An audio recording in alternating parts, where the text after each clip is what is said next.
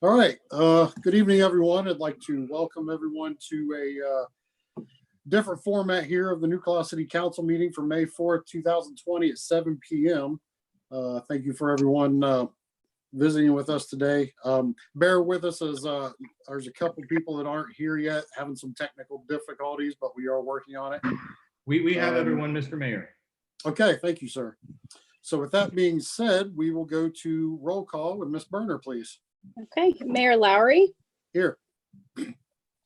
Councilwoman Hopkins, Here. Councilman Grimm, Here. Councilwoman Nowakowski, Here. Councilman Cobb, Here. Councilwoman Eggleston, Here. and Vice Mayor Cook. Here. 7 members present. All right, thank you very much. And this evening's invocation will be done by Chief Trustee. Father, we thank you for the day and we thank you for your many blessings. We thank you for the ability to still be able to do your city's business, Lord, and we pray that you would be in this meeting, guide us in your way, and please keep your hand upon all of our citizens, our first responders and deputies. Guide us in your way, that your will would be done. In Jesus' name, amen. Amen. Thank you, sir. And the Pledge of Allegiance, Mr. Grimm is going to hold up a flag for us to help us out there. So the timing for the pledge is hard because there's always a delay with everybody, but we'll start the pledge off. Should we Pledge stand? allegiance. If you'd like, you can. Okay. I pledge allegiance to the flag Flag of the United States of America, To to the republic Republic which it which stands, stands one nation, nation, under God, indivisible, with liberty, justice for all. All right, moving on. We will drop down. We'll need action on the council meeting for 3/16/20. So move. So That was a should say mo- 4/16/20. Oh, yeah, good call. My mistake. 4/16/20.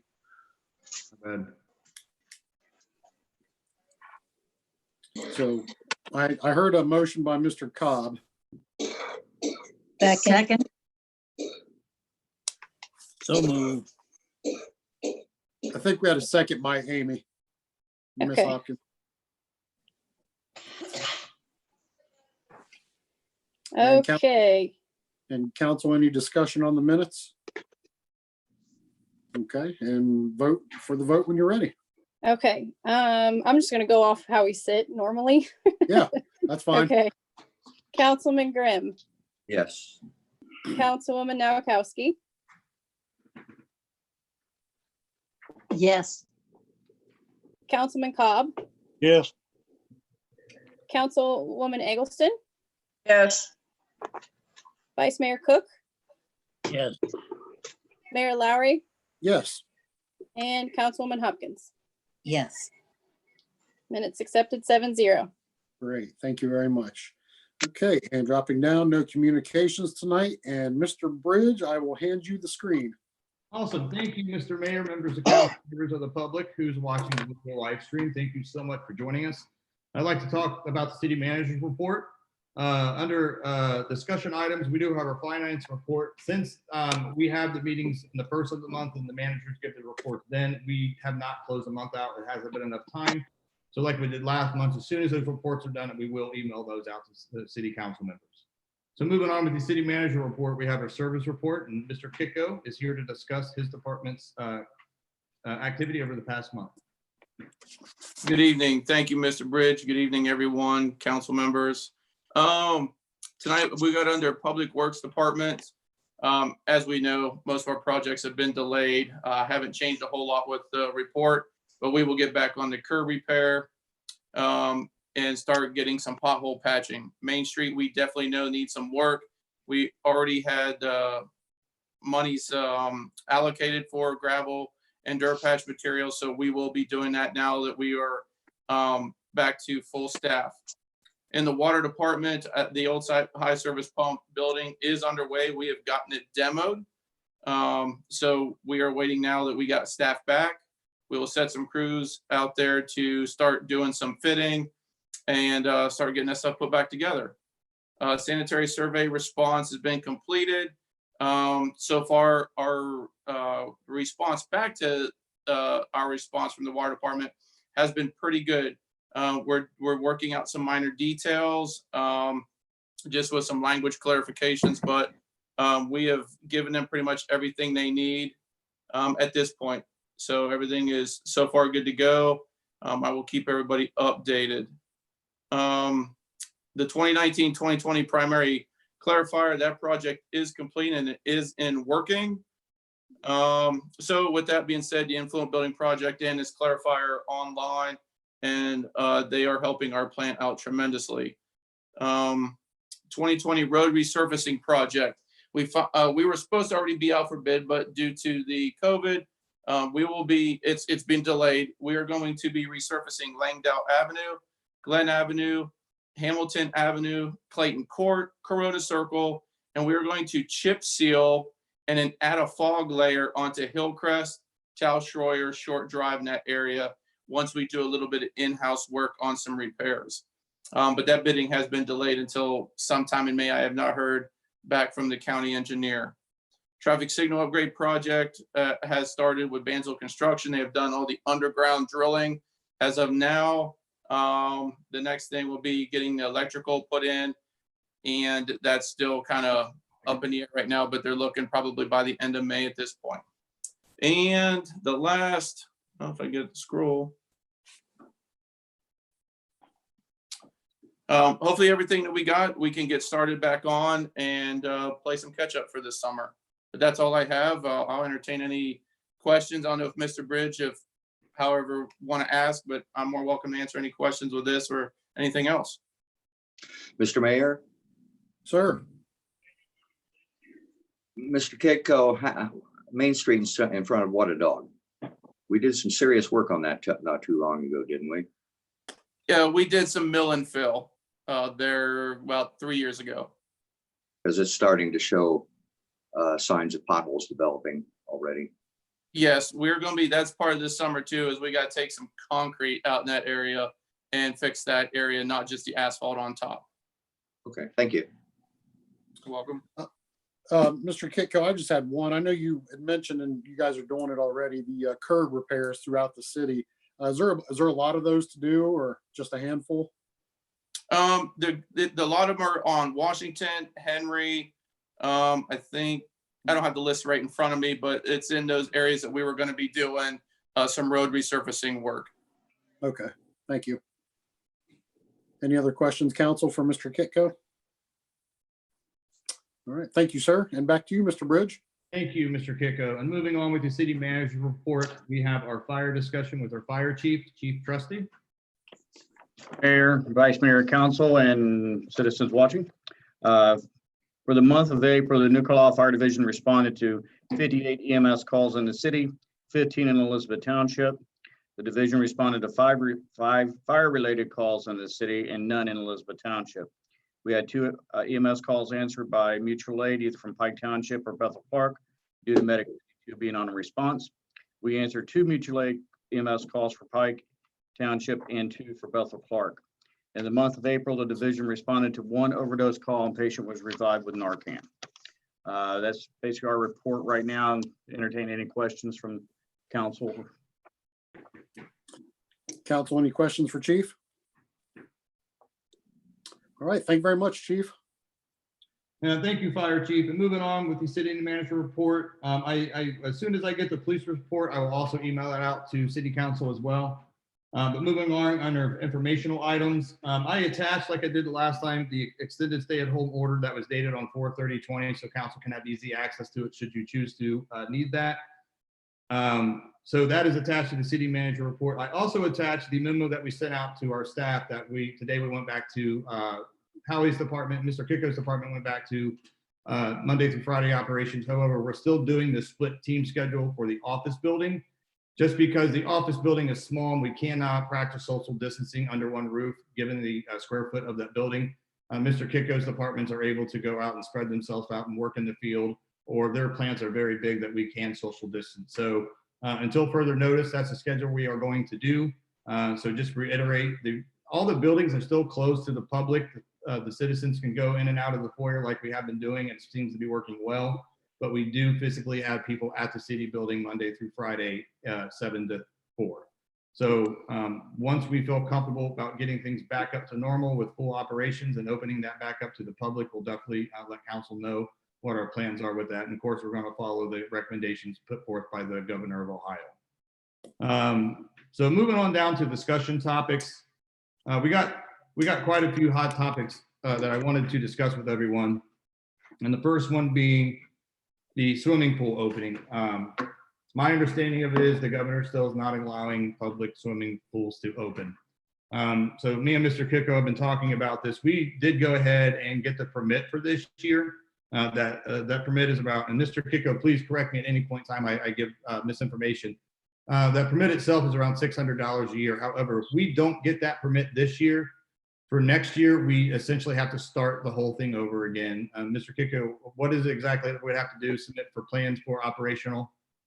Yeah, it'd be like building a new pool and you guys submit plans for a whole new operation, which gets you into thousands of dollars. That was one thing that the state was not backing off on. So we decided to go ahead and get that permit for this year to save us the thousands of dollars if we did not get the permit this year. So we are able to open from a permit standpoint, but we need to have a discussion, maybe set, is there a date in mind that we said, if we can't open past this date, the pool's not going to open at all? Or how does council really want to handle that? Because that is a big expense that comes out of the general fund every year. I think when we do open it, I'm sure there'll be social distancing guidelines that need to be adhered to. I don't know how we're going to achieve that within a pool. I don't know how we would achieve that with lines going into the bathroom, monitoring the lines coming in and out. So what is council's opinion on the swimming pool for this season? Mr. Bridge, Yes, sir. according to Governor DeWine today, the pool, the parks, and I can't remember what third one was, or the least interest to him right now. They may not open this year. Did you say least interest to him, sir? Yeah, right now he's concentrating getting the business back up and running. Sure. And that does make sense. So we're at this dilemma, like what is too late in the season to open it up? I'll throw my 2 cents in. From what I took from DeWine here in the past, few days or so, it sounded like he was, he got asked about a lot of different businesses and types of businesses today. And I think he's really going to have some serious information here within another week or so, as far as what his plans are with maybe pools and gyms and things of that nature. If we were to even consider opening the pool, depending on what guidelines come down from him, I don't think it would be, the pool, it's done a lot better with the way it's been ran. As long as we weren't, because we know it's going to be a soft open this year as far as the capacity you're allowed to fill it and things of that nature. But if we don't do any really major, like the flooring we were talking about, and the camera systems, all the different things, if we just open it with what Mr. Kitco and his team needs to open it, it shouldn't really cost a large amount of money, or even at the end of the year. I don't see why it would. Because it was fairly efficient until you start getting into these big expensive updates and whatnot. But me personally, I wouldn't mind, waiting a few more weeks before we made a decision to see what the governor says.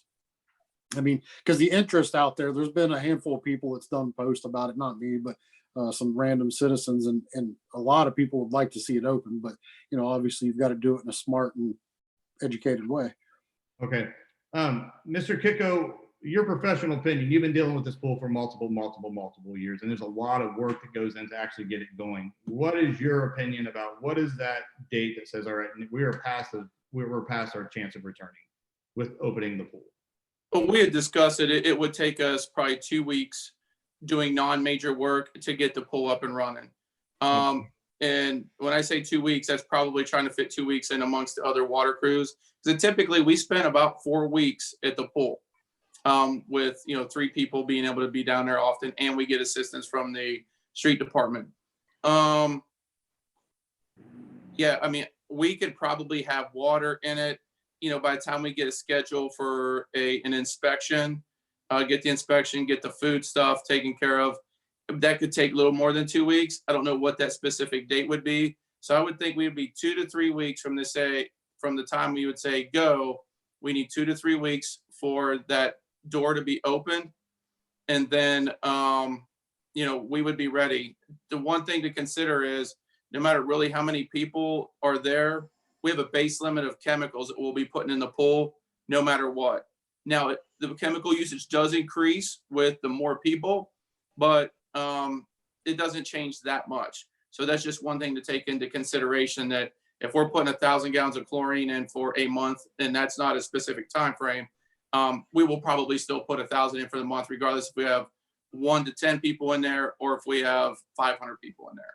So just some consideration that those costs will really not come down regardless of the number of people we have.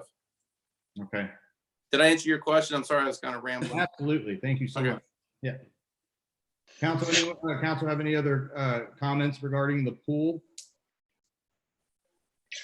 I do, Mr. Mayor. Go ahead. Go ahead. And I understand that, it's gonna be an expense and we're not gonna be open that long. But I think that if the governor says it's okay for us to open, I think that would be a heck of a morale boost for the citizens.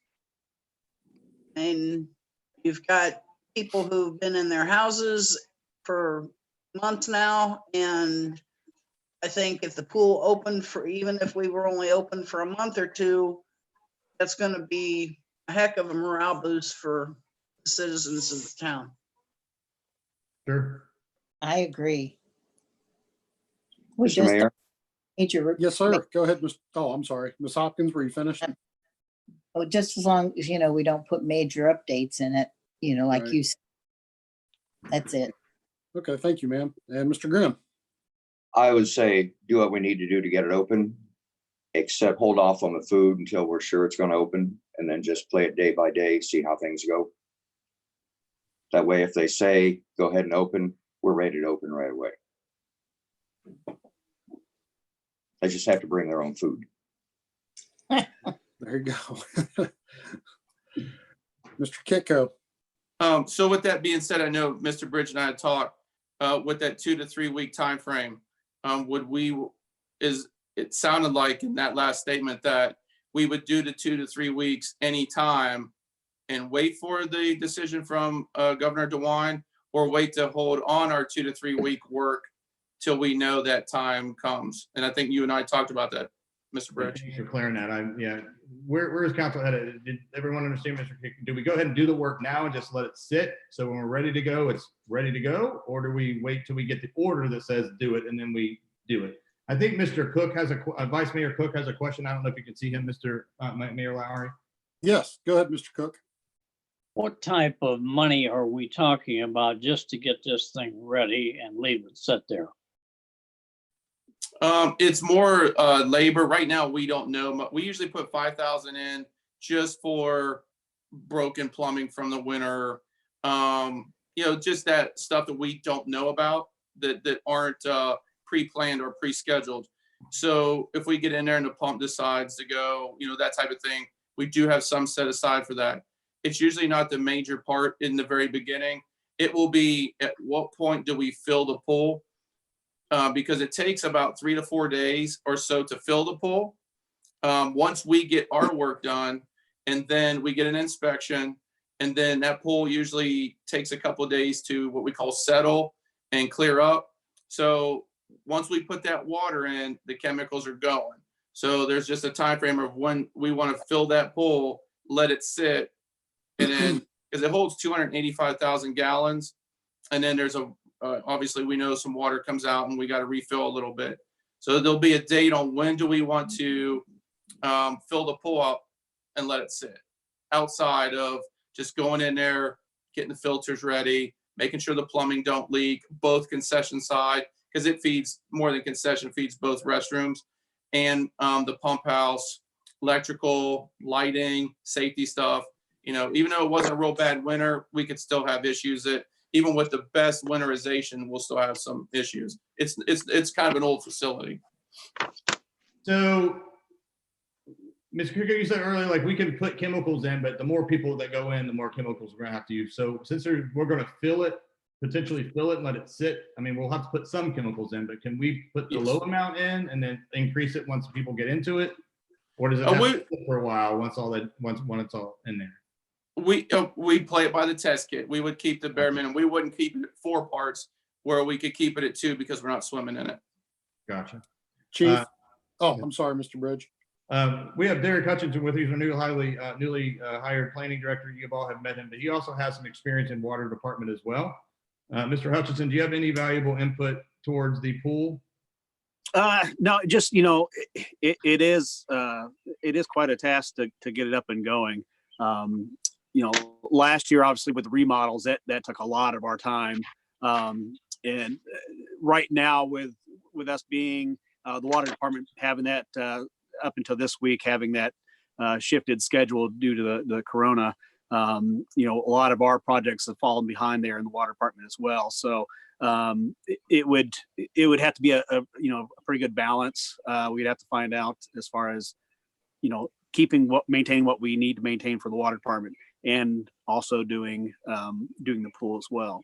And it's not just that 2-3 week thing, it's daily. We're at the pool every single day that we have to do those. So, you know, once it's up and going, it's not horrible. But you know, it is definitely manpower that we would have to use daily on that. Thank you, Mr. Hutchinson, for your experience. Chief, did you have something? Yeah, my question is, safety wise, are your lifeguards going to be able to get their certifications? Because right now, most of all training like that is on hold and no classes are being given. Right. I've heard April talking to some of her students and some of the lifeguards from the past. I know there's, you know, a handful or more of the guards that don't need certified this year. They're usually, I think, 2-year licenses. And then there are some that she would like to get certified. So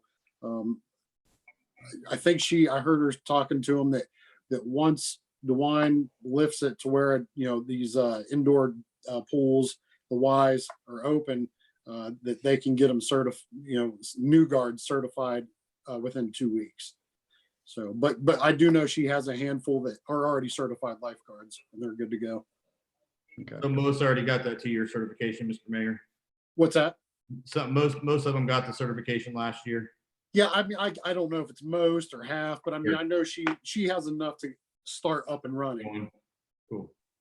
My thought, I don't know if Mr. Bridge or Mr. Kitco, if you were looking for a timeline of like a point of no return, like what date do we just say, okay, it's too late? I mean, my personal thought was is if, you know, if we couldn't open it by mid-June or, you know, a little bit past mid-June, me personally, I think it would be too late. But I really think from what I gathered from some of the conferences lately on TV that we should hear something, I think, within a week or two of where they're going to go. May I make a recommendation Yes, sir. that if we could possibly hear something from the governor in the next 2 weeks, I believe later on in this meeting, we're gonna make a recommendation, we go back to twice a week or twice a month meetings. So if we go to that format, possibly with our second meeting this month, we would be able to know a little bit more of what the governor's gonna do. Right. Yeah. Okay.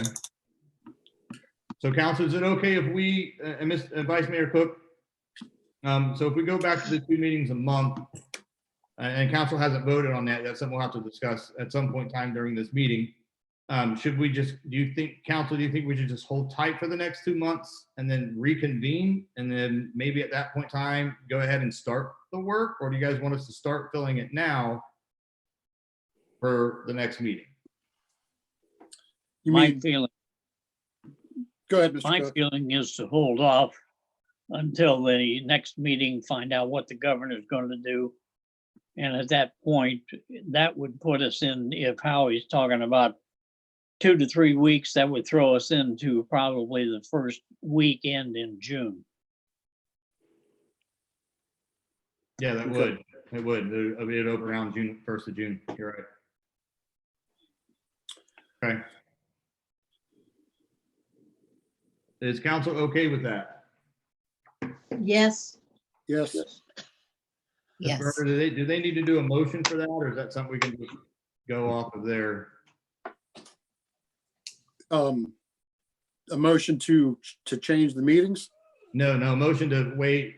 No, we probably don't need a new motion. We'll No, just- I don't think We'll just we- wait for the update for the second meeting. Yeah, I don't think so. Sure. That would fall under your day-to-day, I would think. Yeah. Okay. So are we okay with moving to the next item for discussion, past the swimming pool? Yeah, I Yeah. think so. Council, any other questions on this topic? No. Okay, so the next item is garage sales. And right now, a couple years ago, I put a poll on Facebook and people wanted a set weekend every single year. So we decided on the 4th weekend of June. So that is our garage sale weekend is set for June 26th. So I know that there's protocols out there that you actually can have garage sales. I know a lot of municipalities are just flat out canceling them. As long as social distancing measurements are in place and people are safe, we technically don't have to cancel that garage sale. But where is council's head at with the city officially saying, yeah, we're having the community garage sale? Or do we just say, if you want to have a garage sale, you just do it and it's not really an official city thing?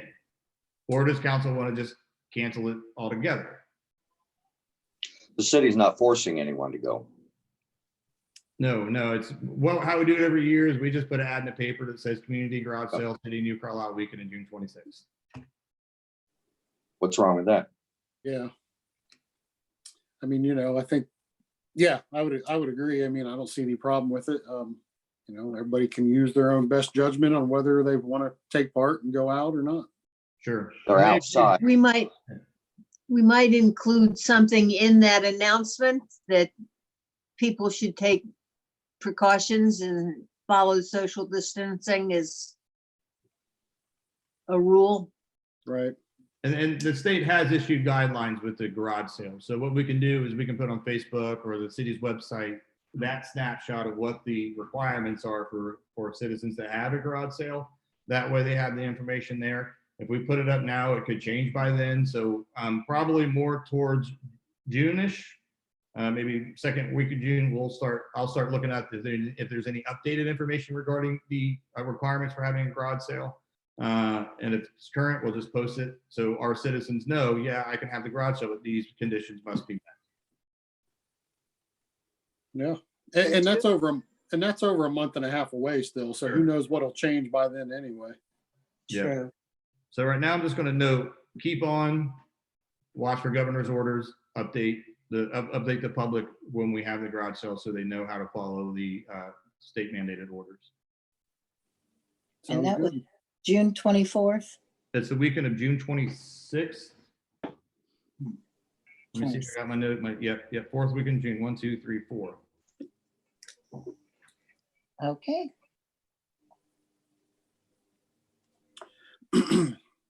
Okay, so moving on. Now, this is Memorial Day Walk. That is scheduled for May 23rd, which is not too far away. So when we set that up, I mean, there's a lot of volunteers that go into that. We have the people who play the bagpipes, we have the 21 gun salute, we have the speaker. I mean, it is a volunteer event. And that is coming up on us very close. So how does council want to move forward with the Memorial Day Walk? I was having a conversation with another council member who had a fantastic idea to where it's not really a city thing. Well, it is a city thing. I'm sorry, I misspoke. But instead of having all the volunteers and everyone show up, we can meet at a parking lot that's big. We can do the walk down the cemetery, pay our respects, and still have the event in that way, but not with all the bells and whistles. Right. I don't know if we're gonna be able to get all the volunteers in. That sounds like a wonderful plan to me. Yeah, I mean, I don't have a problem with that idea. I mean, if it'll make it a little easier on the workload for the city guys and The cemetery will still be maintained because people will still be able to go on their own to the cemetery and visit. So that's going to still be maintained as if we are having that event. But again, the volunteers getting all those may be a little difficult. So I do like the idea of just having people just show up and do our walk and just do our respect without all the bells and whistles. I think that would probably be the best way to move forward, given the short amount of time we have before that event actually starts. So if council's okay with that, that would be fantastic. Council, any other questions? No. There you go. I think that's the best way to go. Okay, Don't even worry about asking for the volunteers, just okay. And then I'll put something Show you together and shoot it out to everyone. So we'll have some more information maybe for the next meeting. Am I okay to go on to the next topic of discussion on the city manager report? Yeah, Yeah. okay. Yep. So the next thing on there is current city building. I'm gonna ask that we actually do not discuss that tonight. I am still waiting on information back from banks regarding some information if we take out a loan or not. Just basically, so the public knows, we rent our current city building and the owners are wanting to sell that city building. So we need to make a decision how we're going to move forward with that. So what I would request from council is that we have another meeting this week, potentially Wednesday or Thursday. I would prefer to be on the Thursday if I can, because that'll give me another day to get the information I need from the banks, because no one's in the office right now, so it's tough to get information up quickly. And that way we can dedicate a whole meeting to that particular topic. And hopefully I can have some more information to bring to the table. Is council okay with setting a special meeting for Wednesday or Thursday of this week? And it can be at any I'll make a time. motion. as long as you Let guys- me look at my social calendar. Yes, Thursday's better for me than Wednesday. Thursday is better. Yeah, because I still go I'm started back at the food pantry Okay. and I go Um, Wednesday. Council, does everyone else have availability for Thursday? Mr. Mayor, do you have availability for Thursday? Yeah, yeah, Thursday's fine anytime, just as long as I know a day or so ahead of time. Okay, do you guys want to have this potentially maybe at like 3 or 4 instead of 7 evening? We have a 5. I mean, time is really up to you guys. I have my granddaughters in the afternoon, so no, Okay. unless you want a 2-year-old joining the meeting. So you'd prefer it later in the evening like this or early? Yeah. Later in the evening or in the morning. Are we Okay. set for 7 PM? Is that okay for everyone? Just keep the same time? Yeah, it's fine with me. Fine. Okay, It's fine with me. okay. Ms. Berner, we only have to give 24-hour notice for this type of meeting because it's online. Can you go ahead and maybe submit a legal ad? And if we get that there Tuesday, that should be able to show up. Oh, we might have to have it Friday because of the legal advertising. I was gonna say, they're at least 24 hours. Well, And if she does it tomorrow, and we have the meeting on Thursday, that's 48 hours. It- Go ahead, go ahead. I was gonna say, if I get it to them and ask like nicely, it might be able to run on Wednesday. So how about we do this? Can we set a backup date for Friday, maybe at like 4 or 5 o'clock? I know it's a Friday, but it shouldn't take all that long, maybe no more than 20, 30 minutes. That way we can get the legal advertising in. Still have to be later in the evening. I have the grandkids Oh. till about 6. Got you. Okay. Yeah, I mean, that's fine with me. If it's okay with everyone else, a backup on Friday at 7. Yep. I'm available. Okay. Okay. Dale? Yeah. Okay. Ms. Berner, can we see if we can shoot for the Thursday date if possible? Yes, so it'll be Thursday at 7 PM, special meeting to discuss, The purchase of the current city building due to the Okay. selling it? purchase of current city building. Yep, all right. Awesome. All right. Okay, so moving on with the city manager report, we do have another discussion topic. It's Madison Street School. And with this packet, I put a copy of the block grant application that Mr. Kiko had submitted to Clark County. This is community development block grant. We'd be going for the elimination of slumber blight. So this is for the actual demolition of the Madison Street School and potentially the removal of asbestos. And again, Mr. Kiko, anytime I'm giving this information, please feel free to chime in. But as we can see, we did submit that for $169,000. We did put a little bit over there. just for overages. We did get an email today from Lepi Enterprises. That is the company that we had quoted for the removal of the asbestos. When we got that first quote, that was simply just to remove the asbestos with no demolition. So that was not requiring any prevailing wage. But since we're actually demoing it, it goes into prevailing wage status. So the quote came back for the asbestos removal at $61,202, which is a little bit more significant, a little bit more than what we had budgeted for the budget, which is 40. So we are actually trying to get that covered in with this block grant. So we are still waiting to hear back information from the county. We may have to pay some of it, half of it, a portion of it. We just don't know yet until we hear back from Clark County with how they're going to move forward with that particular funding. So it is still, we're still waiting for information. As soon as we get it, we will gladly push them along to council. But this is the same program that we actually got approved for about 3 or 4 years ago to get it done, to get it removed. So we have a second chance here. So hopefully we do get approved for it, and then council takes that into consideration. Mr. Kiko, is there anything supplemental information or anything that I misspoke on that you want to clear up for the block grant for the Madison Street School? No, you've nailed it. Well, thank you so much, sir. I appreciate that. Any questions on the removal of the Madison Street School? I know that was council want to get that school down, so we're trying our best to get that for you guys. All right. Okay. And let's go ahead and move on with the city manager report. The next agenda is item for discussion is the fireworks show. I did put a copy of that contract in here with that.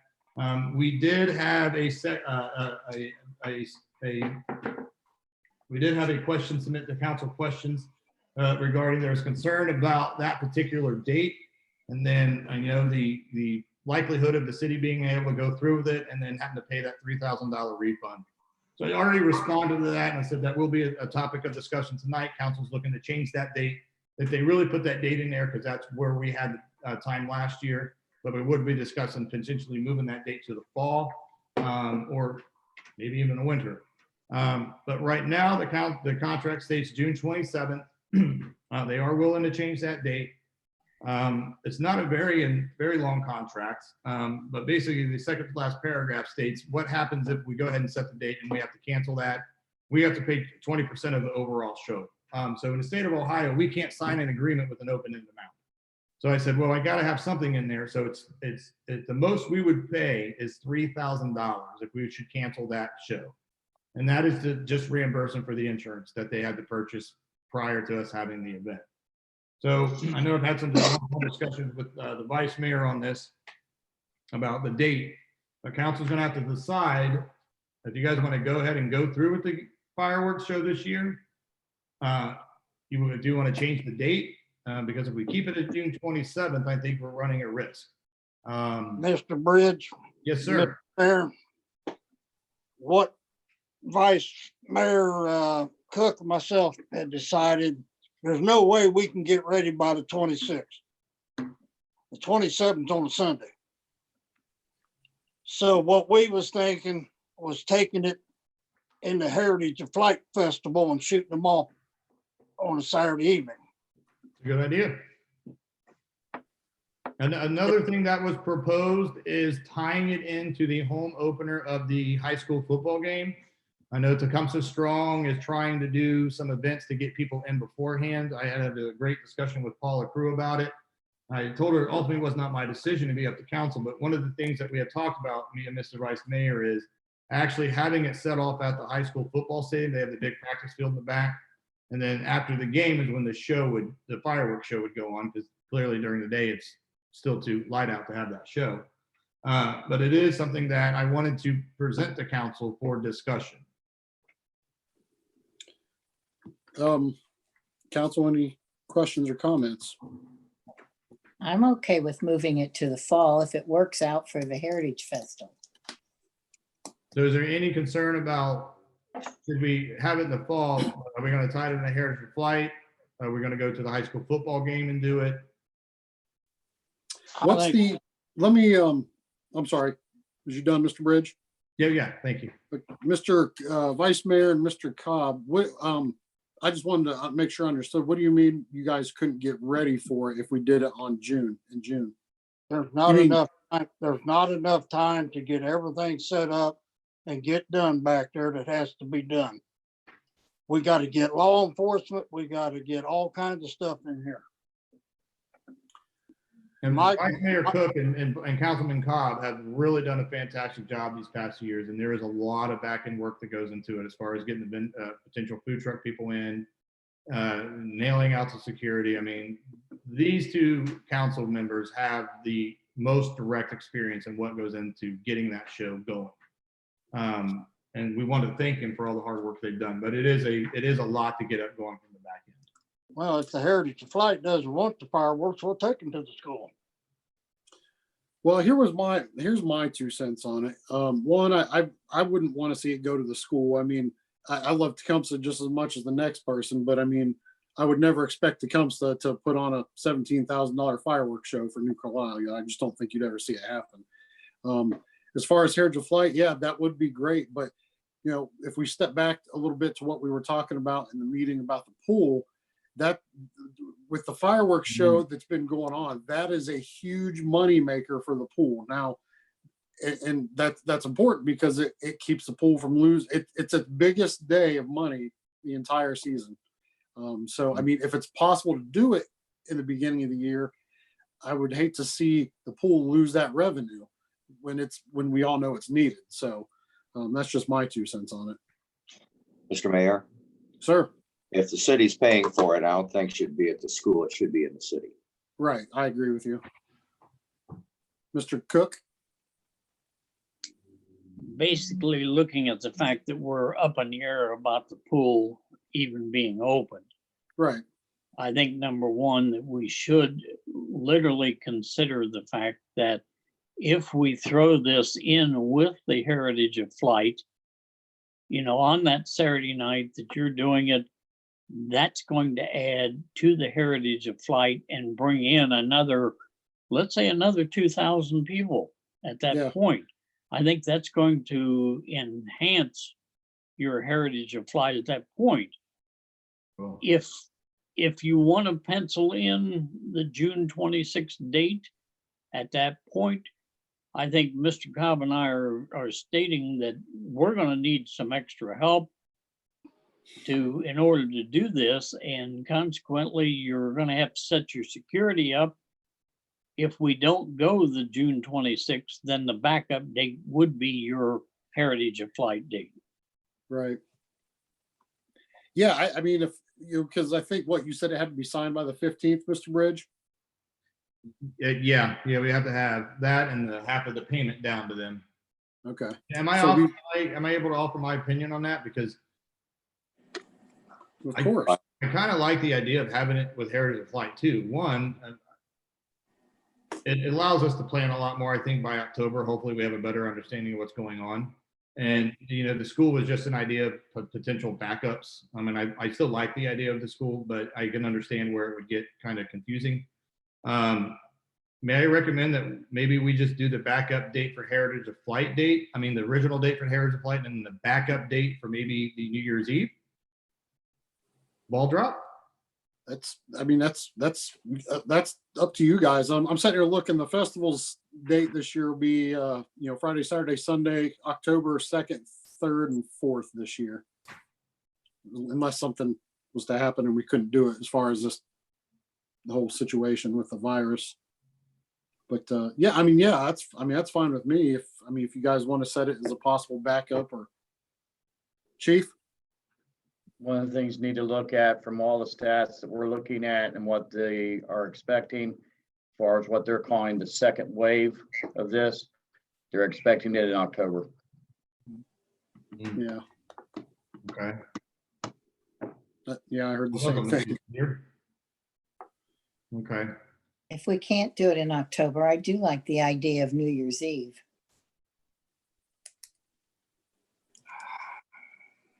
Well, I guess, Mr. Bridge, do we just wait as long as we can as far as the 15th and see where the state is and go from there? Yeah, I mean, I would like Mr. Cobb and Vice Mayor Cook and Councilman Cobb feasibly the pre-4th of July, do you think from a work standpoint that is completely feasible, even if we get you help?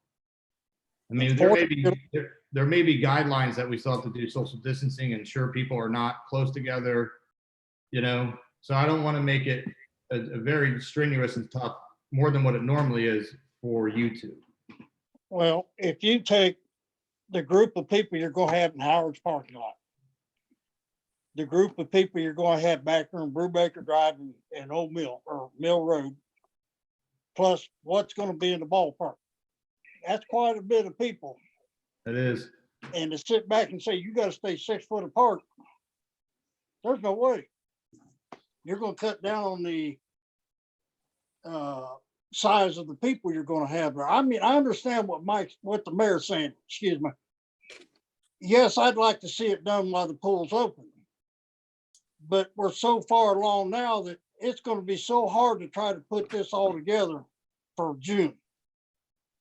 To get food trucks lined up, to get dumpsters. We don't know how many dumpsters we got to get in yet. Porta johns. You know, and I still got to get with Mr. Hensley to make sure that we can still go back in there and level that area up. We have the property to shoot. But I go back and ask him if it's all right if I go back in there and level the area for the fireworks. Yeah, Mr. Hensley's a great community player when it comes to that event. Ms. Berner, do you know when the school season starts for 2021? Sorry. Not yet. I mean, Is that ideally, it's usually that last Friday in August. last Friday in August? Yeah. The school season, like our first day of school, Yeah.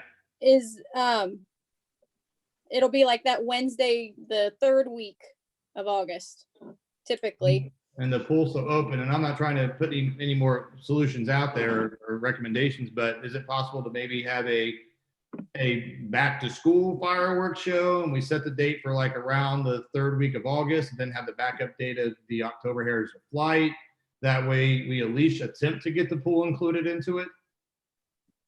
That's an idea. I Right. think it's August 19th is the tentative first day of First day. school. I think the teachers like go back on that Monday, the 17th, but the kids go back on the 19th. And the pool's still open until the kids go back. I was gonna say, it usually stays open until that weekend Yeah. or Yeah, But you're not sure if school's gonna open. that is. Not sure about that.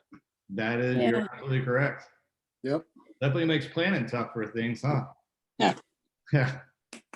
Well, council, it's going to be ultimately your decision how we want to move forward. So basically, if we don't want to have it in June, then we don't have to worry about doing anything with the contract immediately. I have to get back with them with some proposed date. So maybe you guys want to just rule out the June show to begin with, and then we reevaluate this at the next meeting. But I need to have some direction with the contract, because right now it does state the 26th. I'd much rather see if we just take it to Heritage or Flight.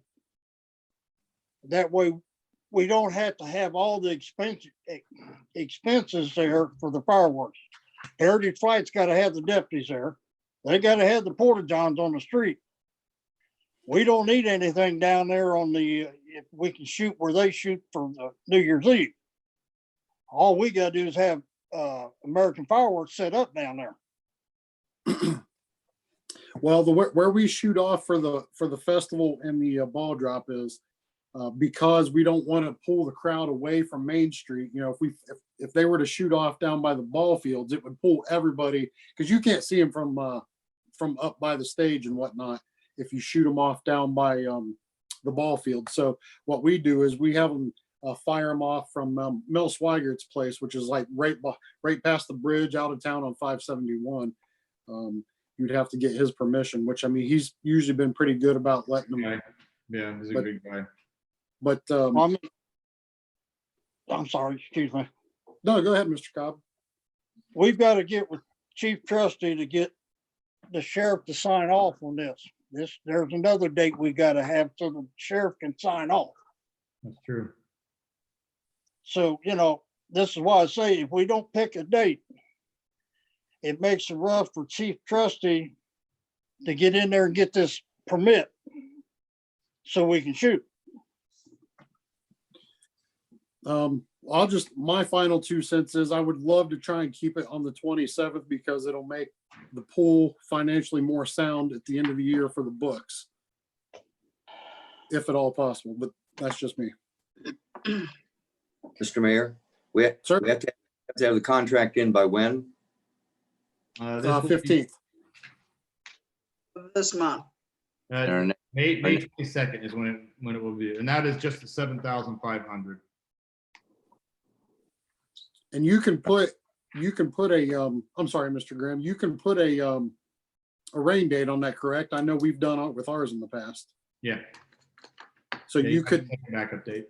so you could do the contract for tentatively the 27th, and then if it doesn't work because of Corona or rain or whatever it may be, or the inability to get things prepared, then set it for the backup date of, whatever we choose, whether it's festival or, All some right, other time.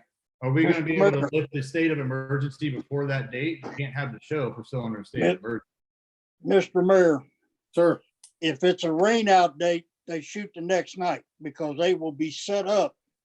You're right. Mr. Cobb is right. It And is. if they raise don't it shoot next by the day. second night, we still pay the delinquent fee. No, I think Mr. Cobb, I think that's normal. Mr. Vice Mayor Cook, didn't they say they'd be willing to do a little bit? When we talked to them on the phone, that the rain out date could be doesn't have to be the next day, given the current light of the environment.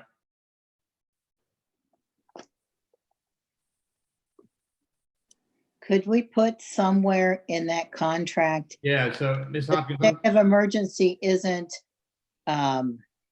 lifted, then the contract's void. well, we still would have to pay the 3,000, but we did, when we talked to me, I did, I said, if we can't have it on June 27th, we won't be able to have it the next day. So we did have them change it. So if you look on the contract, it says rain date and it says on a date to be determined within 2020. So we'll have the entire year within 2020 to have that rain out date. And it says weather or other cause beyond the control of display company. The governor is not under control of the display company. right. How would council like to proceed? Ms. Eggleston, what do you think? I'd like to shoot for the 27th and then do a rain date of Heritage Flight. You go ahead, get down there and set it up then. Because it cannot be done. I would be more than happy to help you. So would I. To do it if you go for the 27th, you're on your own. That's not the point. The point is that if the American fireworks come in here and set up to shoot on the 27th, then we're going to incur additional costs for them to tear down and move it to the date in the October. They're already here on the 27th to shoot that date. So Well, they're not gonna wait until the 27th to tell us that we're still under quarantine and we can't do it. correct. So they won't have it set up. That's a good point too. So if they come up and they say, Good point. no, we're still under quarantine, you can't have a gathering before the 27th, then just move the date to the Heritage Flight. It's will not know that easy. Why do we have to let them know by the 15th? Because they have to schedule and get all the insurance and everything going. I was wondering if we could let them know by our next meeting. That's the 18th. And by that time, we expect to hear something from the governor. And I can reach out to them and then we can discuss it again on the meeting for Wednesday or Thursday. Okay, But that is, so what was that again? So you guys want to, what'd you say, Ms. Hopkins, to ask them what? I just want to make sure I'm clear. She wanted to know if they would give us an extra 3 days before we sign the contract to the 18th. Correct, Ms. Hopkins? correct. Is that what I heard? Okay, thank you.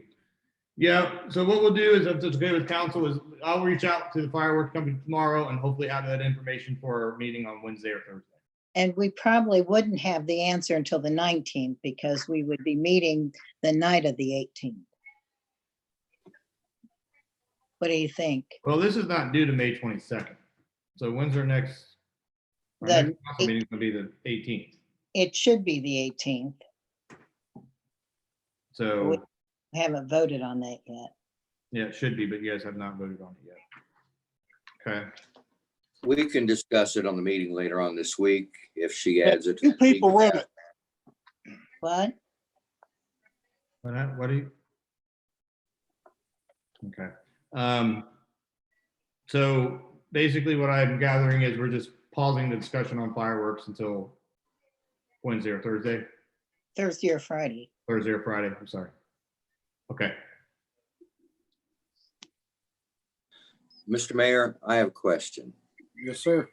Is Mr. Cook saying that, or Mr. Cobb saying, I did it. Is Mr. Cobb saying that if we set it for the 27th, he's not going to help with it? That's right.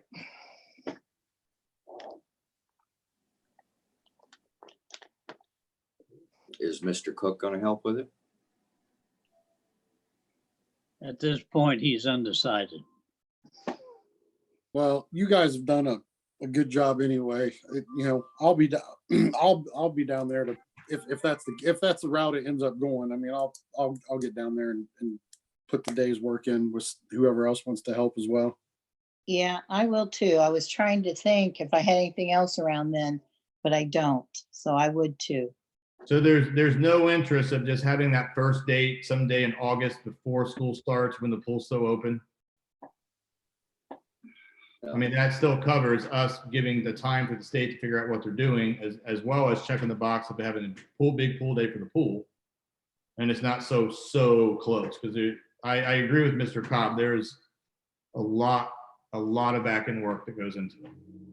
So if we, again, put it out for some week when school starts, it still checks all the boxes. That seems to be the concern for all the council members. And I agree with Mr. Mayor, that is a huge revenue maker for our pool day.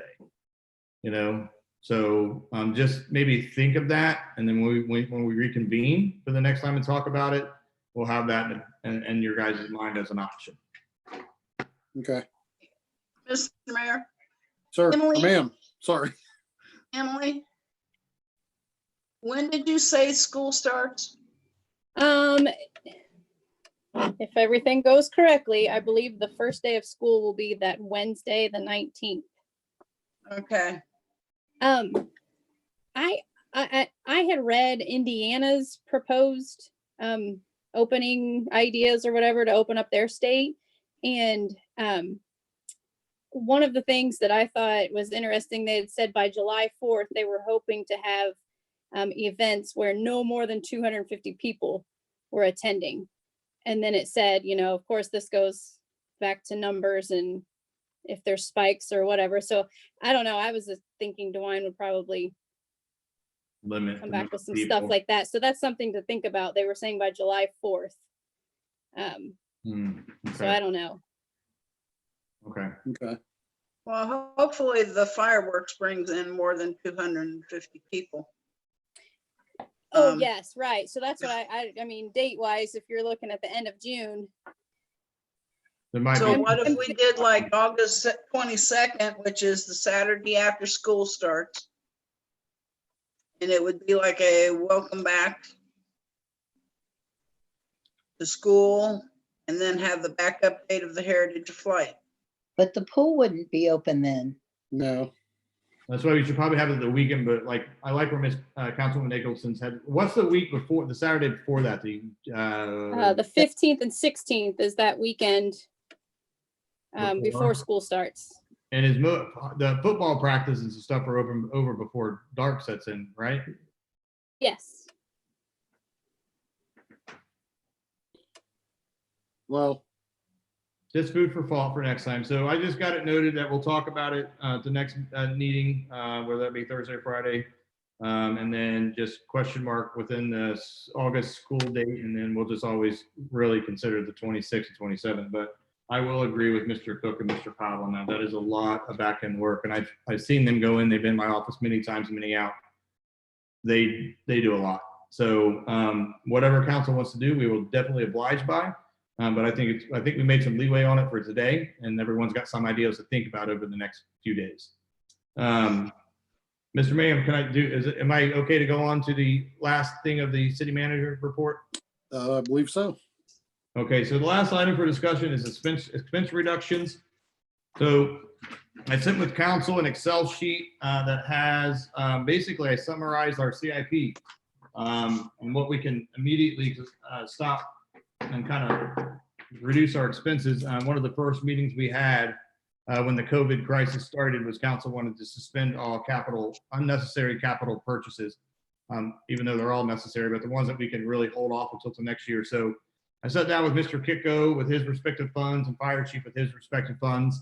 And I have that Excel sheet right here. I know it's part of the agenda. But just for example, the general fund, which we all know is our main fund there that we need to really protect. We're looking at $594,500 in general fund capital expenses. The biggest part of that is the city building downtown that we will be renovating. We have budgeted $450,000. So you guys have that list of what we can do. I also on that list gave you a percentage of the total expenditure. So for example, when you see the general fund, we have the $594,500 set for CIP expenses, with total expenses in the general fund set for this year is $2.2 million. So, just basic math will tell you that if we have to suspend any big expenses out of our general fund, we can save 26% just by taking a look at that CIP that deals with the general fund. And the same thing goes on for the police levy, Mr. Kiko's street department, water, wastewater, pool, and the cemetery, and also the fire chief's EMS department. So on the far right side of that Excel sheet, you'll see a notes, and that's what we have to keep in the CIP, whether it be software agreements that we have or projects we've already started. But council, hopefully you guys have a chance to review this. We should be receiving our next round of income tax collections from CCA. I did speak with our tax administrator today. CCA is behind on getting those deposits out. So as soon as we have more information from CCA, we're going to have a better picture of what we're truly facing as far as any kind of revenue loss due to the COVID. So I hate to say it, but it's still kind of too early for us to have a good picture of how much we're actually going to lose. And I don't want to speculate about how much that's going to be.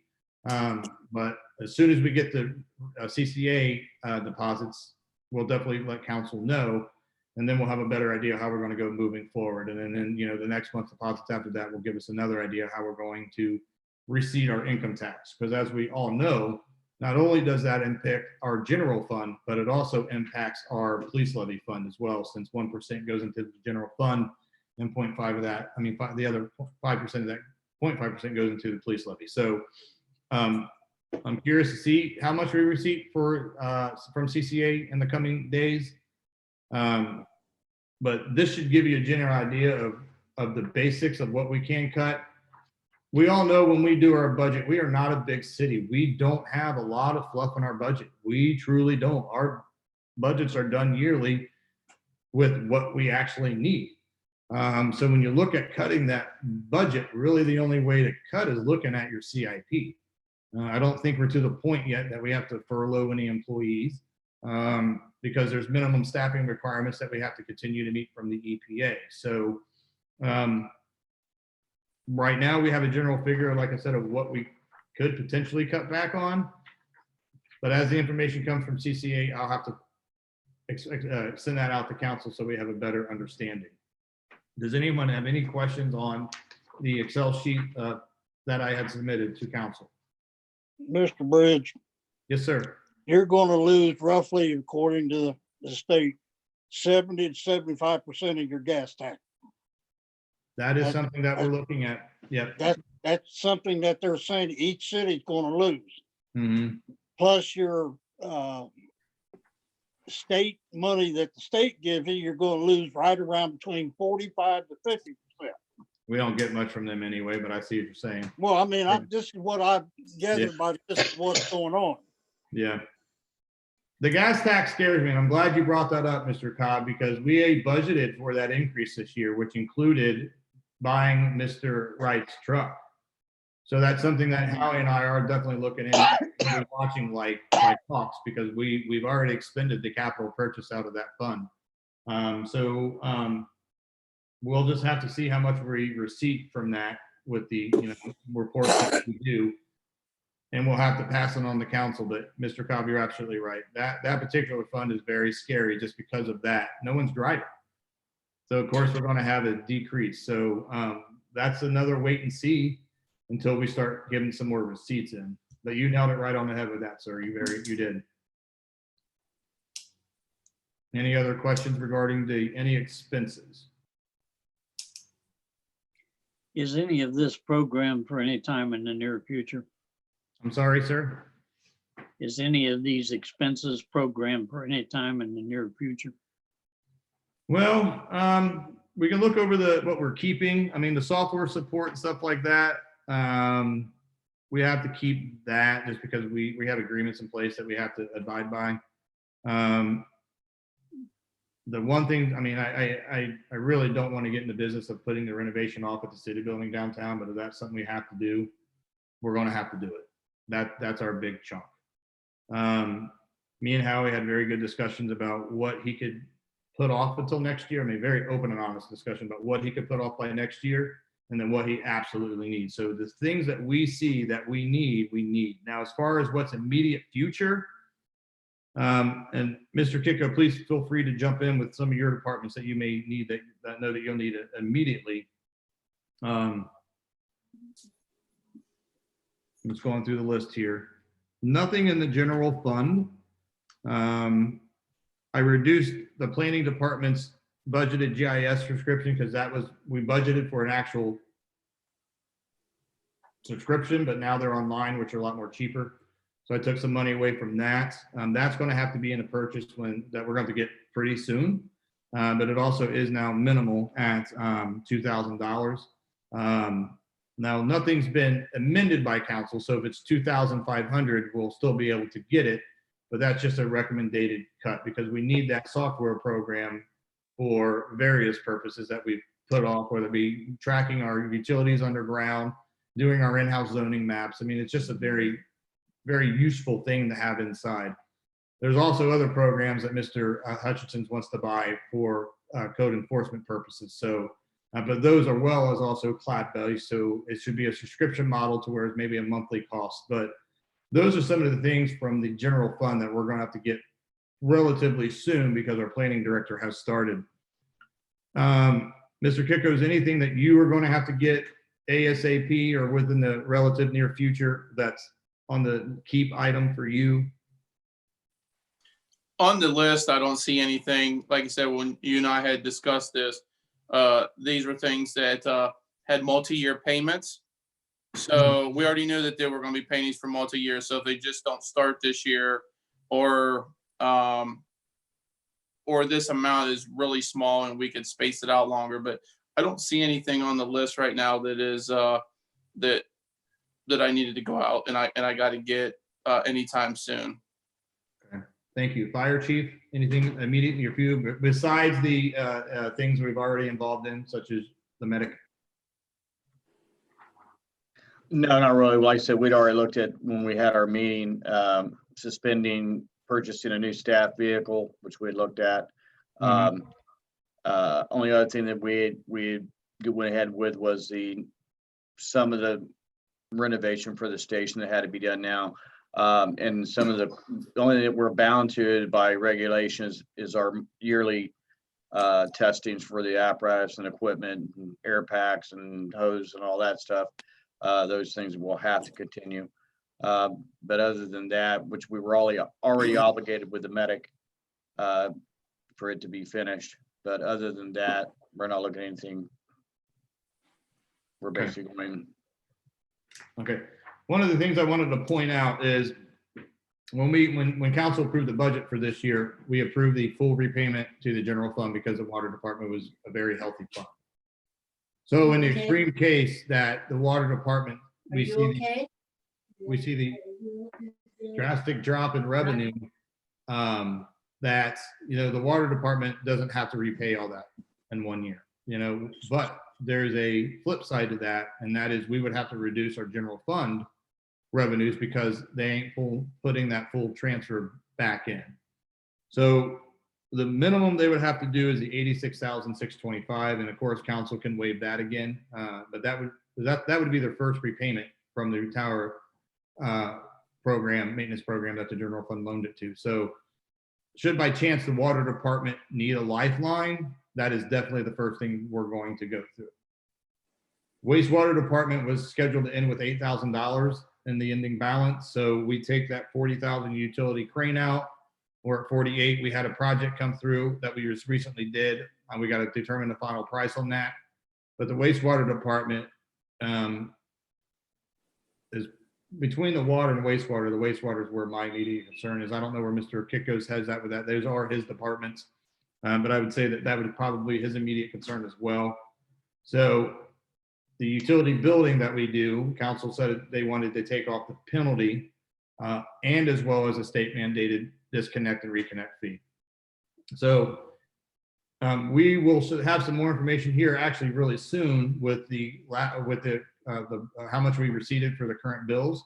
And I'll do what I did last time is give you guys a nice Excel sheet so we can track how many people didn't pay and what we're losing on fees. Because if we have another month like we did last month, we're going to have a serious discussion about putting those penalties back on and then keeping the state mandated disconnect fee off.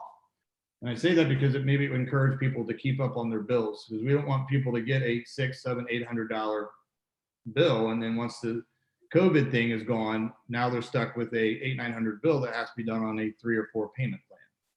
So as the information comes, we'll definitely share it with council, but I just wanted to put it in your guys' ear. We need to really watch these funds and watch how the billing is coming in. And we might have to have a tough discussion about putting that penalty back on.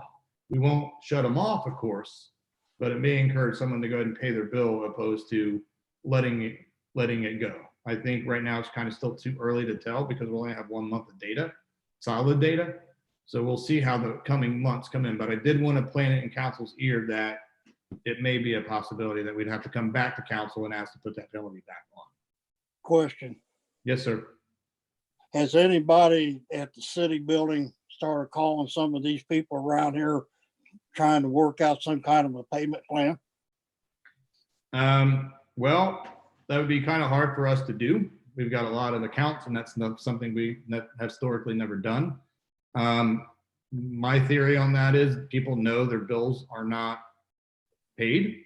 So that's something I will think about because I think we need to be a little more proactive with that. And maybe we'll get a list. I think it's going to be hard. We have one person in the water department that does that on top of her day-to-day opportunity billing. But say we have a list of 400 people that have to go on a payment plan. Well, that's going to be tough to contact all these people. I'm not saying it can't be done. And I do agree with you that, we should be doing something. I just don't know to the extreme of what it is. At the end of the day, people know what their balance is. They know our repayment plans. And I think we'll have a lot of people who haven't went on a repayment plan that will be going on a repayment plan for the first time. And maybe we look at it like that because our utility clerk knows the regulars on that have to go on the repayment plan, yearly. So maybe we look at saying, all right, we don't recognize this name. Let's reach out to them and say, this is our codes and this is how we have to do it. All right. Yes. But it would be an undertaking. It truly would. But I understand your concern, sir. I do. You've got 30 million people in the United States right now have not received any unemployment checks. Ohio has only 15% have received an unemployment check. You True. still got several million trying to apply to get unemployment. Sure. We got to take that into consideration. Well, we do, and that's why we're not shutting people off, and that's why we're allowing people not to pay the bill, and then you're not charging the penalty. So But as far as you wanting to come back and open that up again for a vote to change, you can't do it for 90 days. Yeah, like I said, I think we should do something. I just don't know what exactly the best route's going to be. We're limited staff, and maybe we do a general out, like we'll lay it down and we put it on Facebook, we put it on the city Facebook page, so the information is there and we promote it. And of course, we'll always take phone calls. We get phone calls all the time, and most of our residents never go on repayment plan. So it's going to be foreign to a lot of people, and that's who I want to concentrate on. Let them know, hey, this is how we do it. And then, like I said, we have other people that are, I think you get up to 3 a year max out, payment plan. So they know the ins and outs of it.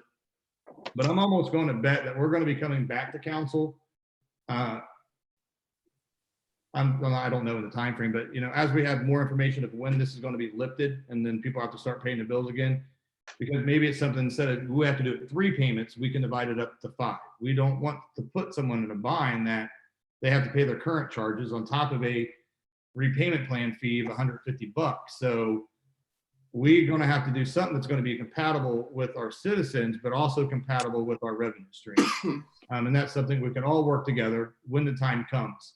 But to reiterate, yes, Mr. Councilman Cobb, I agree with you that we do need to make some effort to call the citizens. But I just don't know what the perfect way for that to be. It's possible to send a letter out to everybody. I mean, it could. I mean, we can get a list of that's easy. We can do a mailer for those specific people who are late. I don't want to send it out to the whole city. That's a lot of accounts, but that's actually a very good idea. We can get the mailing list and send the letters directly to them. We just hope they open it up and they read it, which I'm sure they will. But that is a very good idea. Any way of putting it on the water bill when you send it to them? I'm sure we could. Mr. Cook, Do we have a ballpark idea of how soon we can expect some information from our tax people? I talked to Vicky today, and they said they're going to give us some information in the next couple of days, but it's not going to be all the information, and then we don't have a date when they're going to give us all the information. They are short-staffed like us. A lot of people working from home, so we will have some information, but to have a solid date, I don't know yet. And then once I know, I'll definitely send an email out to council. But it's a piece of information that we desperately need to help gauge to help forecast what we have coming up in the next couple of months. Could we assume that by, let's say, the 18th, that we might have enough information to talk intelligently? Well, I would like to say that. I don't want to pigeonhole us into a date. I mean, usually I will bring forth what we have at that point in time. that's all you Well, can I would do. like to make a motion that we should go back to the twice a month meeting and make our next meeting the 18th in order to possibly work with a little bit more information in what we've got. Second. I like that. Thank you. You get that, Ms. Burner? Yeah, And I don't want to interrupt, but is that just to go back to the regular 2 meetings, or is that including the 6 o'clock work session before the 7 p.m. council meeting? If you so want the work session included, since we're doing the time frame, my only concern is how long is this iPad going to last? Plug it in, I guess, and let it be charged in.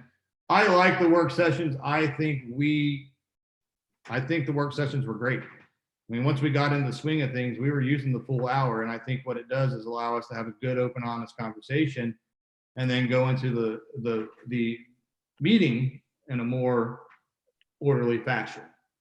I love the work sessions. I would love for them to come back with the regular session. Then I will amend my motion to make work session and regular sessions twice a month. Second.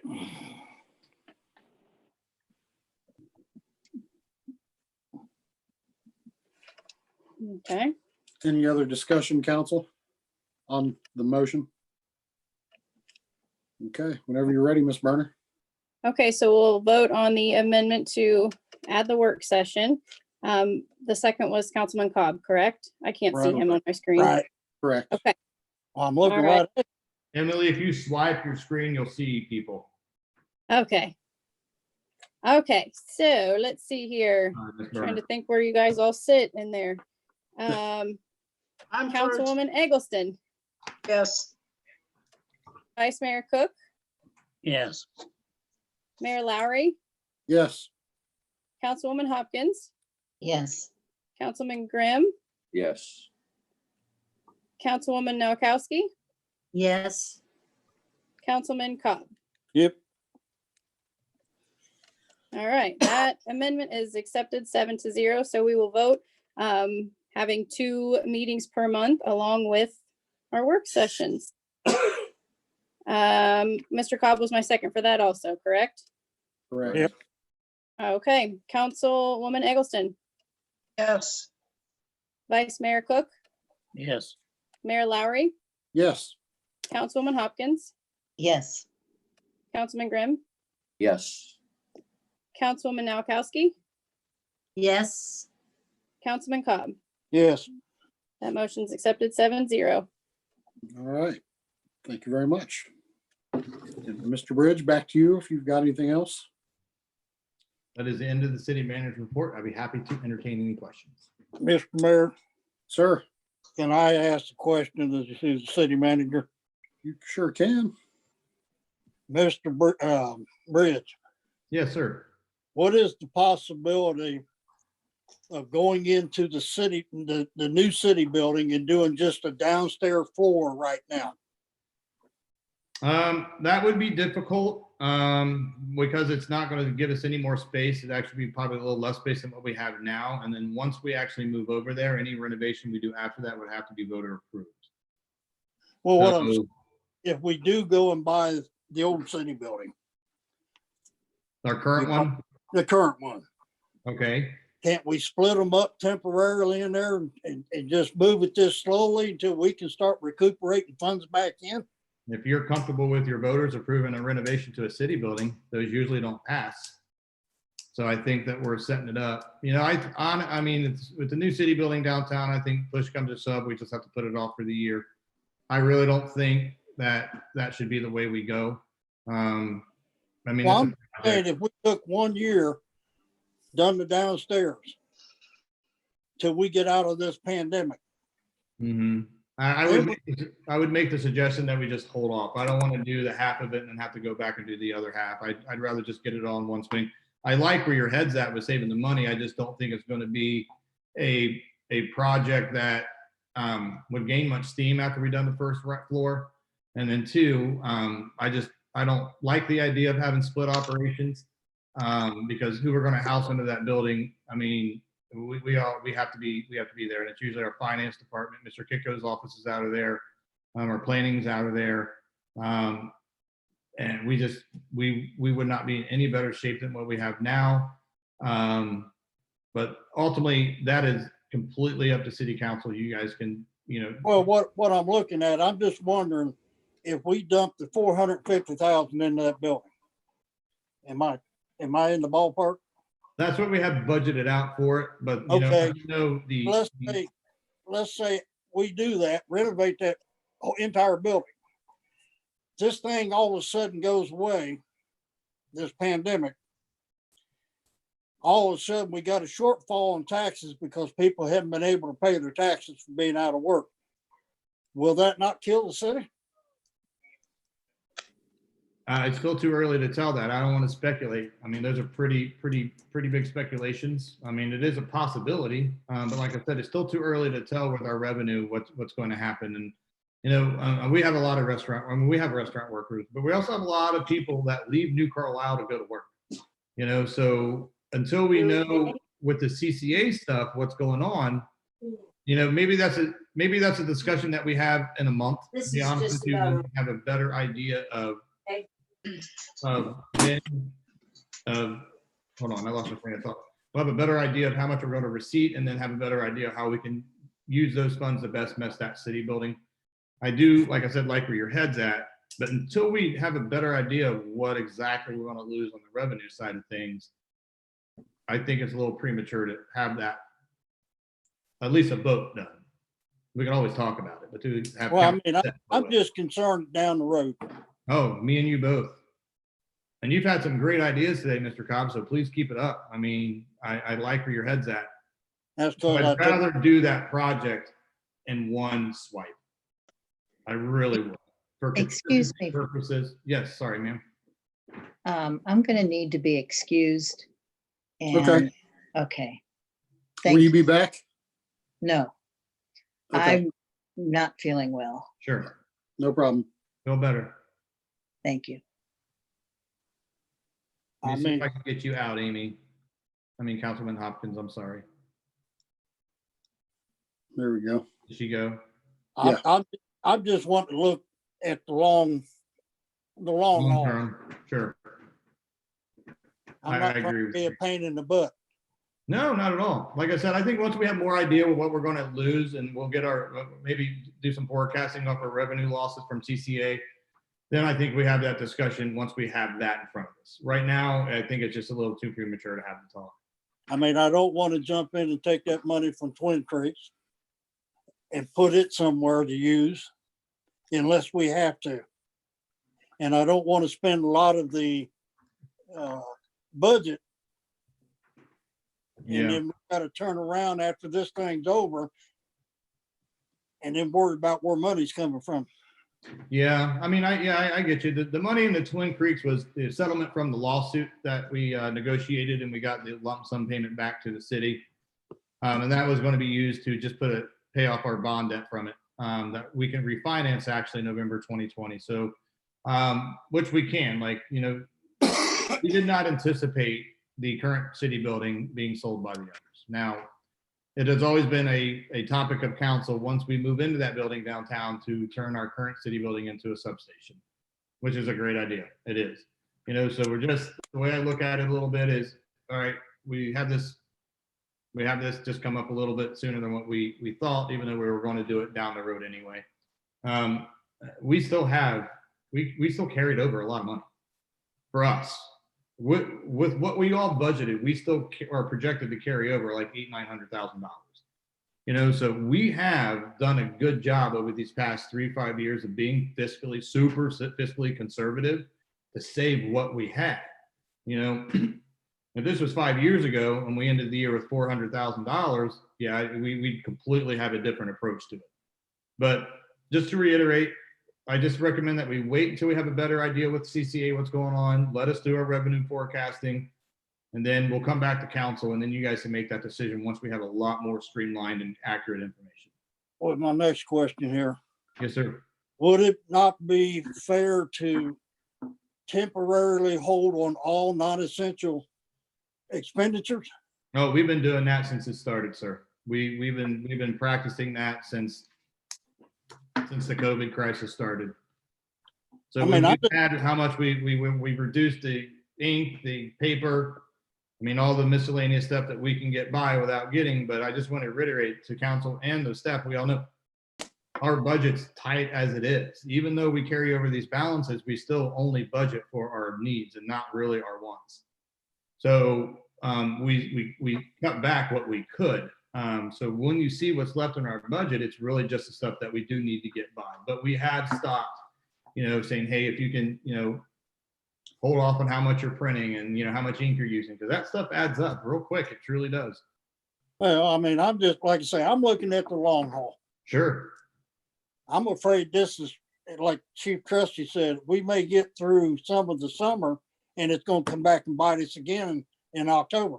Yeah. I mean, I really hope the federal government, you know, they look at the CARES Act again and they do a part 2 or part 3 or whatever they end up doing with it. And there's actually money that's coming directly to local governments. You know, we are not big enough to get funds come directly to us. I mean, there's only a few cities that are like 500,000 or more. That's a huge population, you know, so, and now it's left up to the state to disperse those funds. I really hope the federal government passes something that we get something directly right to us. We are supposed to get our BWC refund back. That's usually around $30,000 a year. And I do know that very recently, and I don't know the figure, we just got a $7,000 refund on something. So I'm going to dig into that a little more and update council. We haven't got our refund back from BWC yet, I don't think, but that is supposed to be happening. But again, I wish we could get money sent directly to us. Oh, I agree with you. Mm-hmm. Yep. All right. Anything else on your report, sir? No, I'm done. Thank you. Yes, sir. Council, any questions for Mr. Bridge? Mr. Bridge, I just had one, and I guess this will be you, possibly Howie, Mr. Hutchinson. And I know, like you just covered, a lot of things are on pause with everything that's going on. When does Mr. Hutchinson feel that we will get back into code enforcement full swing? Yeah, so right now we are, obviously it's limited, it's almost complaint based driven right now. We are going to because of this on and off time, we're going to concentrate on probably here in the next couple of weeks is strictly grass right now, just to get caught up on that. So once today's technically my first day, so as soon as I get in this week and kind of get some stuff planned out, we will be starting soon. Okay. Yeah, I mean, nothing necessarily specific, just, I mean, driving around, you see the people that are really take pride in their houses and they're cutting their grass and they're painting fences and this and that. And you've got other people who are parking 3-4 cars in the yard. And I mean, you could spend all day going after each one of them, but I just, this might sound a little aggressive. I mean, I know for the people who are around from this area, Northampton's known for, if you drive through it at a mile per hour over, they're going to get you. I mean, I'm almost to the point where once we're open, I would like to see us get that way with code enforcement. I mean, just to let people know we're serious, that we want our town to look as good as possible. and not because it's a money maker or anything, but I just, it's what's right for the people who go the extra mile to make their property look good.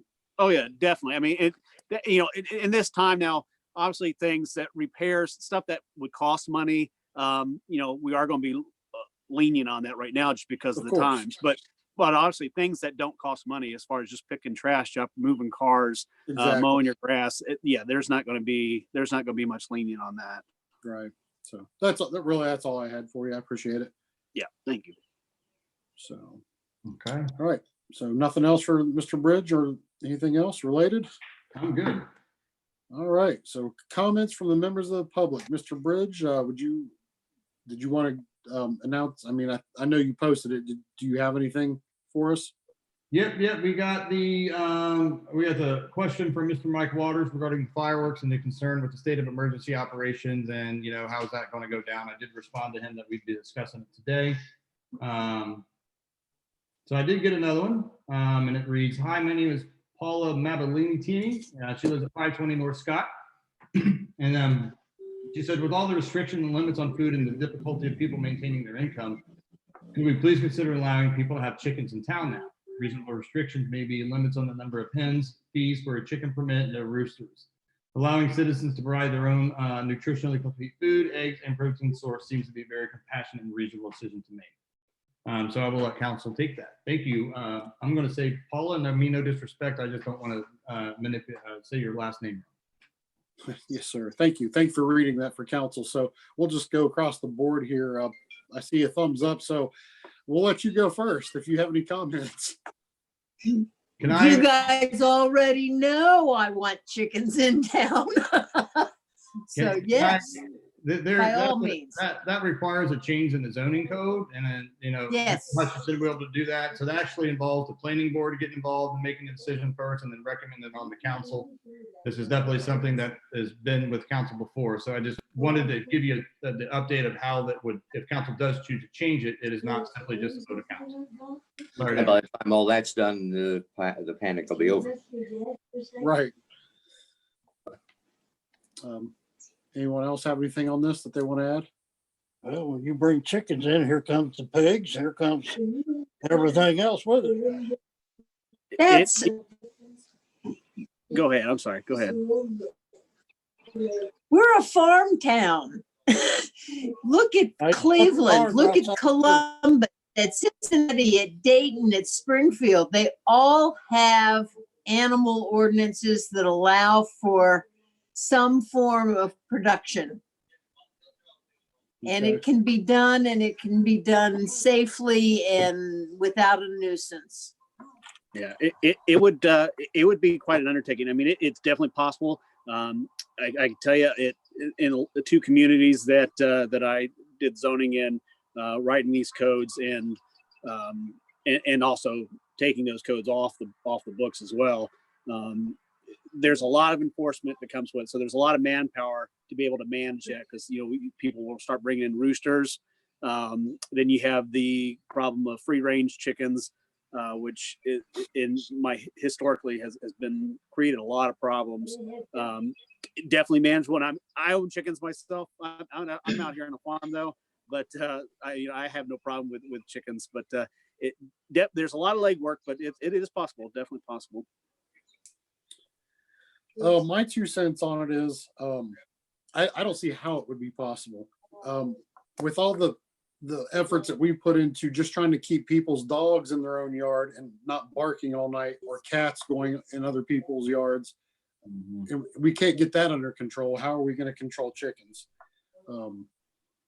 Mr. Bridge, I know me and you talked about it one time in your office, and we called up a farmer who's raised them, and I mean, he talked about the prices of what it would cost to raise a chicken for eggs and things of that nature. It just, I think people live in a city because they don't want to live on a farm. They live in a city because they like a small yard and they like a quiet area. They don't have animals and things, but I don't see how it could be done where it wouldn't be a nuisance to neighbors or rodents coming in to kill them and take them away or whatever it may be. But that's just my 2 cents.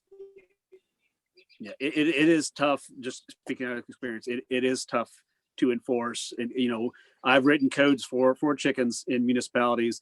They have to be completely contained, completely fenced top, bottom.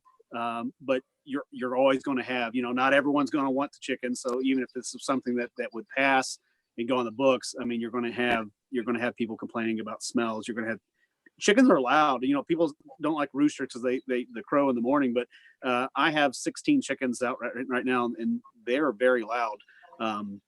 So there's a lot that we'd have to definitely look into before bringing something like that forward. Okay. And maybe that moving forward, I used to be adamantly against it, but I've been going to the food summits with Councilman Eggleston Nowakowski, and I'm a 50-50 because as a food source, it makes sense. From a planning and zoning standpoint, it's a nightmare. So maybe we look at it down the road, and maybe we don't have it. I don't know. Maybe go with Councilman Eggleston Nowakowski, and maybe look at the land they're getting from the school that they're doing, and we have a community area maybe, but then there's a bunch of residents around there. I'm sure council can come together and figure out what's best for the city and their citizens. But challenges on both sides, there are. Council, any other questions or comments on this topic? All right, Mr. Bridge, any other emails? Let me refresh here. I got nothing. So. All right. Well, thank you very much. And thank you to those who sent in questions. We appreciate it. May I ask a question for future meetings like this? When we have people address the council, we ask them for their name and their address, and I would like to see that included In the minutes? You tell us your name, your address, so that we have a way that we can potentially reach the person. What I can do is because these are email, I can forward it to Emily so she have a copy of it. And then maybe Emily can just put the email with the minutes. I don't know how she would do that. And I then don't know that I want the email. I want to know live. Just Well, like the I one would find out in council. One lady did give her address. Well, she did. She gave 520 North Scott Street. We all know where Mike Walsh. So. Okay. Yeah. Okay. So, all right. No more emails or community questions. Thank you very much. So, let's see. Coming from the committee reports, none tonight. Resolutions, none. Ordinances, none. Other business. Ms. Burner, if you would mind. The city offices will be closed Monday, May 25th to observe Memorial Day. Okay. And we are going to be going into executive session tonight, correct? Yeah, I would like a request of the executive session to discuss the employment of a public employee. We need a Okay. vote. I'll make a motion that we break rules of council. Second.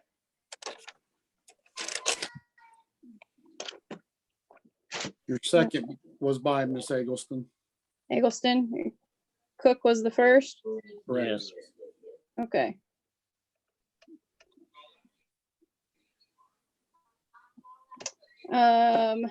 Vice Mayor Cook, Yes. Mayor Lowry, Yes. Councilwoman Hopkins is absent now. Councilman Grimm, What rules of council are we breaking? to I allow believe us- it's. Go ahead. We're breaking the rules because the word slipped my mind. I apologize. The The, executive session's not on the agenda, so we're gonna break the rules so we can go into an executive session. Okay, yes. okay, Sorry, I couldn't get my wording.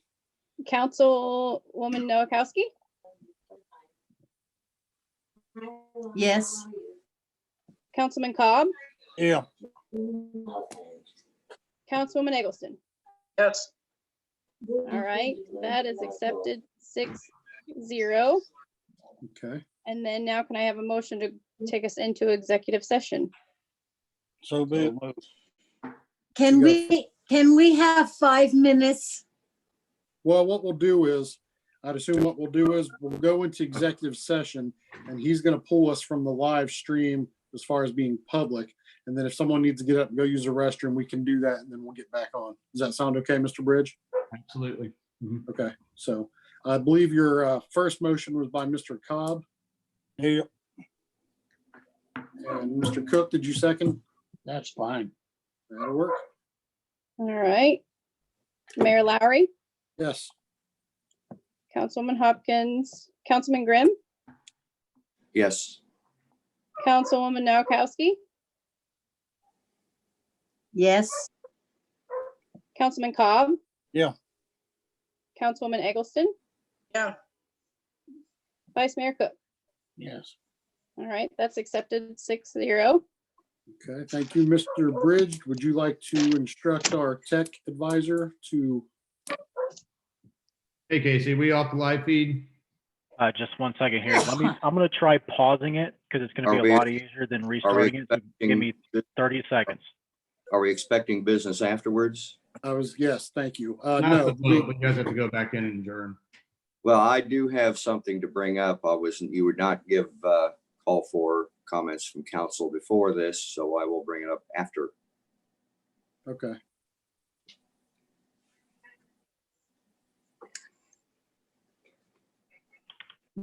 may I leave now 5 minutes? Randy, where are we at? Casey, we're seeing if we can pause the live stream. 30 seconds. 30 seconds, Linda.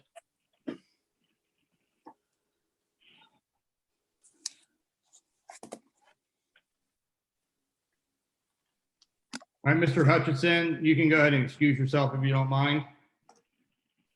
Okay. Everyone have a good night. Thank you for joining. You sir. too, We Derek. appreciate it. Thank you.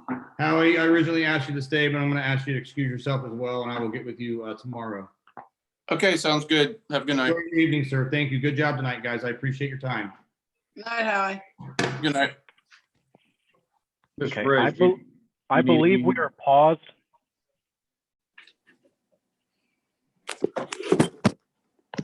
I'm watching it and I'm still seeing feed. I was gonna say, do you want me to Yep, try? there it goes. It restarted on my side. So what we're gonna do is we're gonna end the live stream on YouTube and we'll have to create a new one, Randy. Okay, that's fine. Mr. We- Bridge,